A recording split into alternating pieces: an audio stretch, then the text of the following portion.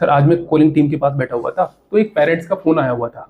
ये बता रहे थे कि मैंने ना अपने बच्चे का एडमिशन सैनिक स्कूल मिलिट्री स्कूल की प्रिपरेशन करवानी होगी उसे अपने बच्चे के लिए। तो वो बोल रहा था कि मैंने ना अपने बच्चे की प्रिपरेशन के लिए एक मुझे टीचर मिले, उन्होंने उनके थ्रू में झुंझुनू में एक एकेडमी होगी कोई। झुंझुनू में तो बहुत सारी है। हाँ सर, बहुत सारी एकेडमी, उनमें से एक कोई एकेडमी होगी, उसमें अपने बच्चे का एडमिशन करवा दिया। और जैसे इसने एडमिशन करवा दिया, उसमें क्या हुआ कि एडमिशन करवाने के बाद में टीचर था जो वो हट गया। अच्छा, ये प्रॉब्लम ज्यादातर पेरेंट्स को मुझे लगता है देखने को मिलती होगी। इस प्रॉब्लम से पेरेंट्स कैसे डील करें? जब भी बच्चे को सैनिक स्कूल मिलिट्री स्कूल की तैयारी कराने के लिए इन कोचिंग जो कुकुरमुत्ते की तरह फैले हुए हैं ना, हाँ जी, आप किसी टीचर से नहीं जुड़ते, आपको व्यवस्था से जुड़ना चाहिए। जब भी आप किसी टीचर से जुड़ गए, हाँ जी, तो समझो कि आपका काम तमाम हो चुका है बच्चे का। क्योंकि सर एक इंडिविजुअल टीचर किसी व्यवस्था को नहीं चलाता। जैसे ज्योमेट्री डिफेंस एकेडमी है, हाँ जी, सिस्टम से जुड़ते हैं यहाँ पे बच्चे, बिल्कुल सर, है ना। अब पिछली साल की आप बात ले लो, अगर टीचर के सारे बच्चे जुड़ते, हाँ, सर टीचर तो आपको पता कि भाई बीच में ही वो तो आपको पता है मैं ही छोड़ के आया था कुछ को तो बाहर। बिल्कुल मैं सच बता रहा हूँ, है ना। लेकिन क्या उससे बड़ा रिजल्ट नहीं आया? बिल्कुल आया। लिस्ट डाल के आया, बिल्कुल आया। उससे बहुत ज्यादा बच्चे सेलेक्ट हुए।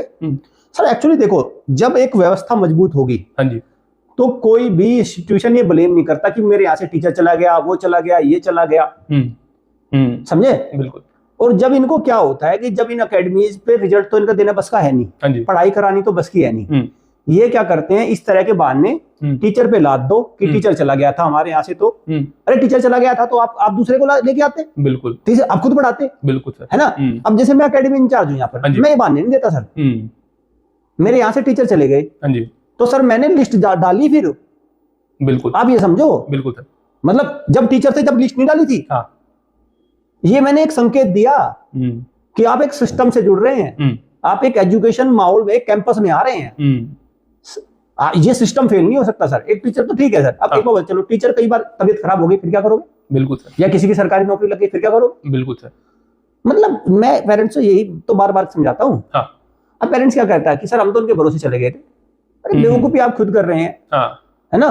तो इसलिए सर ये जरूरी है, इसमें इसका तोड़ ये है बस। बिल्कुल सर। और मैं तो बार बार कहता हूँ कि ये क्या करते हैं सर, ये टीचर्स क्या करते हैं, ये जैसे भागते हैं, 2-3 बच्चों को भी लेके भागते हैं। हर अकेडमी में कहानी झुंझुनू में भागा होगा लेके वो, कभी तो उसके साथ। बिल्कुल। और पीछे पीछे पेरेंट्स भी भागते हैं। अरे तो ये क्या हो रहा है सर, ये बिल्कुल। तो सर इसका तोड़ ये है कि आप सिस्टम से जुड़िए, और जितना मजबूत सिस्टम इतना ही बच्चे की अच्छी एजुकेशन होगी। जैसे सबसे शानदार एजुकेशन मॉडल है, आपको पता है, ज्योमेट्री डिफेंस एकेडमी का।